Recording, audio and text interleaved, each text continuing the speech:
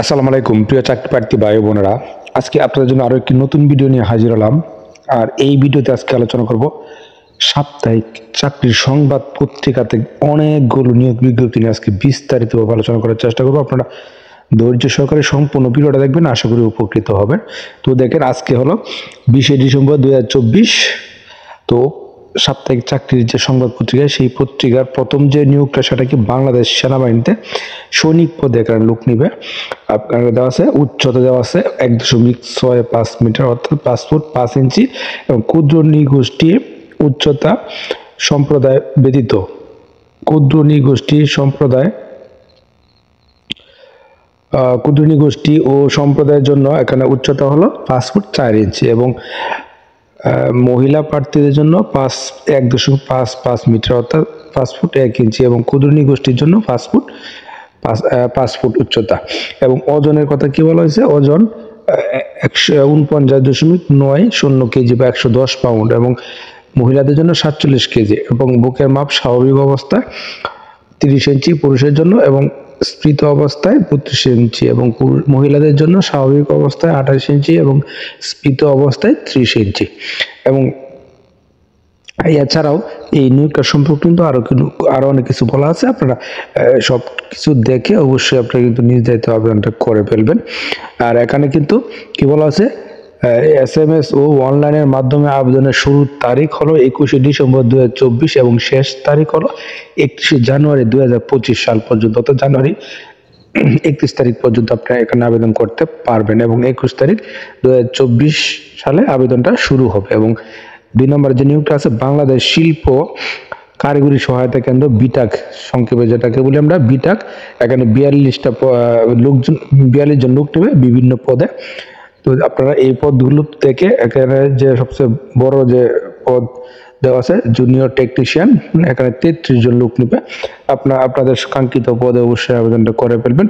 এরপরে যে পদ, শিক্ষা প্রকৌশল অধিদপ্তর, এখানে বিশাল বড় একটা নিয়োগ বিজ্ঞপ্তি, 658 জন লোক নিবে বিভিন্ন পদে।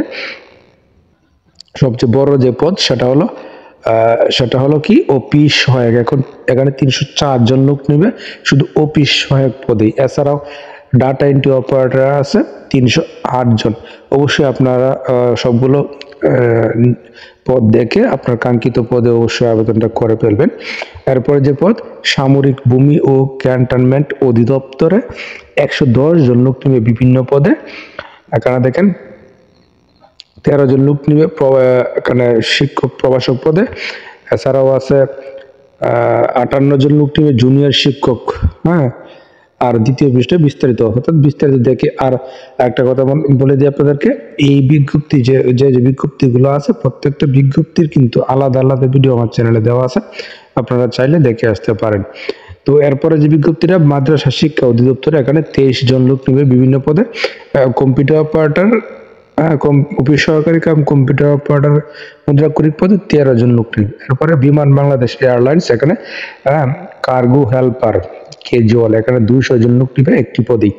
তারপরে যে পদ, জেলা প্রশাসক নড়াইল, এখানে 18 জন লোক নেবে শুধু অফিস সহায়ক পদে। এরপরে দেখেন president professor doctor Iajuddin Ahmed residential model school ও কলেজ, ওখানে 20 জন লোক নেবে বিভিন্ন পদে। জেলা পরিষদ কার্যালয় নাটোরের 4 জন, এবং বাংলাদেশ সুপ্রিম কোর্টে কিন্তু এখানে 8 জন লোক নিবে বিভিন্ন পদে। এবং ধর্ম বিষয়ক মন্ত্রণালয়ে দেখেন এখানে 10 জন লোক নিবে বিভিন্ন পদে, এখানে অফিস সহায়ক আছে 4 জন। তারপরে BAF শাহীন কলেজ ঢাকাতে 17 জন লোক নিবে। তারপরে হিন্দু ধর্মীয় কল্যাণ ট্রাস্টে আপনার 8 জন, এবং জীবন বীমা কর্পোরেশনে বীমা প্রতিনিধি 100 জন লোক নিবে। এরপরে দেখেন, এরপরে চট্টগ্রাম মেডিকেল কলেজ হাসপাতালে 14 জন, জেলা প্রশাসকের রাঙ্গামাটি, এখানে 32 জন লোক নিবে বিভিন্ন পদে। অফিস সহায়িকা আছে 14 জন, এবং বাংলাদেশ বিজ্ঞান ও শিল্প গবেষণা পরিষদে আছে 38 জন লোক নিবে বিভিন্ন পদে। এখানে 21 জন নিবে অফিস সহকারী কাম কম্পিউটার মুদ্রাক্ষরিক পদে 21 জন লোক নিবে। এরপরে দেখেন বিভাগীয় কমিশনার বরিশাল, এখানে 19 জন, এবং সম্মিলিত সামরিক হাসপাতালে 3 জন লোক নিবে, এবং বাংলাদেশ নৌবাহিনীতে লোক নিবে, এবং সিআরপি নার্সিং কলেজ 8 জন এবং চিফ জুডিশিয়াল ম্যাজিস্ট্রেটে আপনার ব্রাহ্মণবাড়িয়া 8 জন লোক নিবে এবং Sheikh Russel cantonment public school and college 7 জন এবং শামসুল হক খান স্কুল অ্যান্ড কলেজে 11 জন লোক নিবে প্রভাষক পদে এবং কেন্দ্রীয় পুলিশ হাসপাতালে 29 জন এবং জেলা প্রশাসক কুষ্টিয়া নিবে 7 জন লোক। এছাড়াও আছে পূবালী ব্যাংক পিএলসি এবং এছাড়াও কিছু কোম্পানি আছে দেখেন এনআরবি ব্যাংক, মধুবতী ব্যাংক, হ্যাঁ, তারপর RFL group, Madhubati bank, golden harvest, হ্যাঁ, এবং মিনিস্টার হাই পলমল গ্রুপ, তারপর হচ্ছে গিয়া নাদিয়া ফার্নিচার, হ্যাঁ, আরও কতগুলো নিয়োগ আছে। আপনারা অবশ্যই দেখে সবগুলো নিয়োগ সম্পর্কে বিস্তারিত দেখে বুঝে শুনে অবশ্যই কিন্তু নিজ দায়িত্ব আবেদনটা করে ফেলবেন। আর অবশ্যই প্রতিদিন চাকরির আপডেট খবর পেতে আমার এই চ্যানেলটা সঙ্গে থাকবেন এবং পেজটার সঙ্গে থাকবেন। আশা করি আপনারা প্রতিনিয়ত আপডেট খবরগুলো পেয়ে যাবেন খুব সহজে। ধন্যবাদ এতক্ষণ সাথে থাকার জন্য।